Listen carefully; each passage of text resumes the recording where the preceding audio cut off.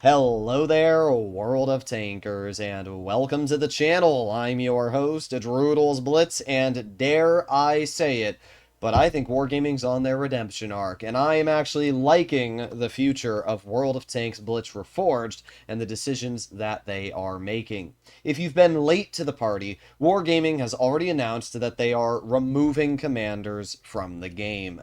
That is absolutely huge. It's huge because commanders are one of the most controversial hot topics about Reforged. Maybe in the future they'll experiment with the idea again, but as of now, commanders will be leaving the game, which is really good news for 99% of players. Not only are commanders leaving the game, but I've also heard some silent words here and there from people that sets are also going to be leaving the game. Yes, you heard that. Now, I can't confirm that because I haven't been told this information directly from Wargaming, and I have also not seen any chats about this in their private channel they have yet. But what I can say is that I've been told by some very credible sources that sets might be fully removed from the game in the future. Now, do I agree or disagree with that decision? I actually disagree. I think that sets should be in the game, but I think they should be alongside tech trees integrated together. What exactly do I mean? Well, I think the tech tree should exist the same way they currently do in Blitz, just remove tier 3 and below. But what Wargaming should do with sets is they should just make it so that they're tech trees. So instead of sets existing, they should just make each tech tree its own individual set, and then that way, you still have a search function. Because I really like the ability that Reforged has, where you can search and classify each type of tank, right? If I want to look at super heavies, I check on the little super heavy tag, and now it only shows me maybe the Type 5 heavy, the mouse, the VK72. I think that's really nice, and I hope that Wargaming keeps that part of the game still alive. I have no problem with them removing sets, but I still would like there to be some functionality of a choosing screen that allows you to see what are beginner vehicles, what are heavily armored, what are high alpha, what are autoloaders. That way, newer players can figure out what they want to go for and not be completely lost on exactly what they're doing. So that is something that I should say. But today we are talking about another huge development when it comes to World of Tanks Blitz Reforged, and I think a lot of you are going to be pleased with this information, and that is the fact Wargaming is adding a test drive feature into the game. War Thunder has had this for a while. You can test drive any tank in the game, to what I'm aware. You can't use them in actual games, but you can mess around in the hangar with the vehicles, which is pretty cool. And Wargaming is now experimenting with that idea. That's what I'm aware as of now. They are only going to be for tech tree vehicles, but it's still really nice that Wargaming is adding this function because there's so many times when there are, tier 10s that you want to get your hands on, you want to try, but you don't know how they play.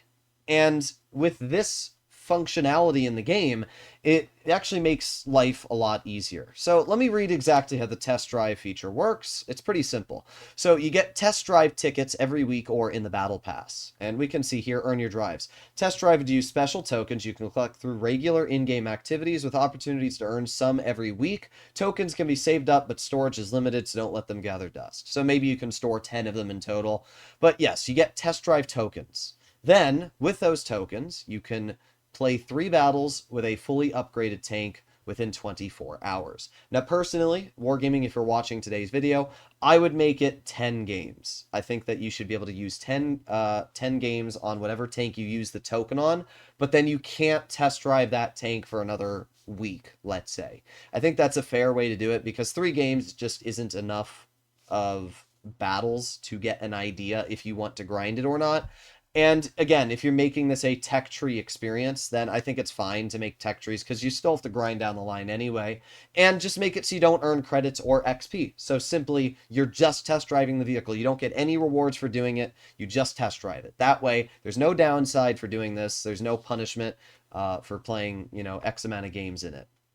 Try any mode except tournaments and earn full battle rewards. See, what I would do, Wargaming, is I would remove the earn full battle rewards. I would take that away, make it so you don't earn credits, make it so you don't earn anything. It is simply a blank slate.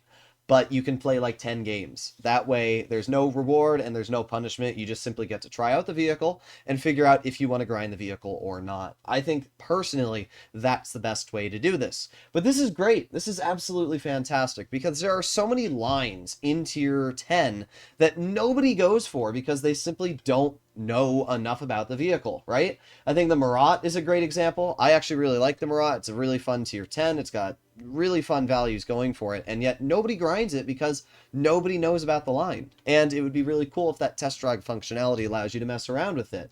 The TVP is a vehicle that, you know, a lot of people don't really touch anymore. That would be really, really cool to see people messing around with. There's a lot of tanks that maybe you shouldn't grind and you've regretted it. The 183 is a great example. You know, you test drive the 183, it's a pile of trash. You're like, oh wow, it sucks. The FE2 and 5B is another great example. There's a lot of these lines which just many people don't go for, and it's nice that this functionality would allow you to test drive them. Now, something else I should add, Wargaming, is when you do the test drives, you should make it so the vehicle is fully equipped. So if I test drive a tank, it should be fully equipped here. It should have all the provisions on it, all the consumables. Everything should be free and unlocked. That way, the player gets the full experience of how to mess around with the vehicle. It's not just, you know, unequipped, because that's not going to give a full idea of how the tank plays. So make it equipped, have all the equipment slots on it, make it so you can play 5 or 10 battles in the vehicle.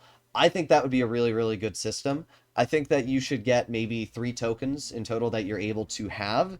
And then maybe instead of earning them every week, maybe every month you can get 3. That way you're not able to abuse it, right? Because if you can earn them every week, I guess you only get 3 games, but I would rather have less tokens and more battles available for the players. I think you guys would agree, because it's more important to be able to play a lot of games in the tank to actually get a feel for it. 3 games just simply is not enough. But I think that it's a really, really good feature. People have been asking for this for years. This is what Reforged should have been. This is simply what Reforged should have been. It should have been things that the player base have wanted. It should have been all of these ideas that the player base have put up in the air for years combined into a better game. And I'm glad that Wargaming is finally taking steps in the right direction. You know, originally, Reforged was simply just worse than our current Blitz. Now, I'd actually say it's becoming better. The graphics are better, the gameplay is better, and now they've removed commanders, and they're probably removing sets, which means we don't have to deal with keys anymore, which means, in general, the game is simply just starting to actually become better than our current Blitz.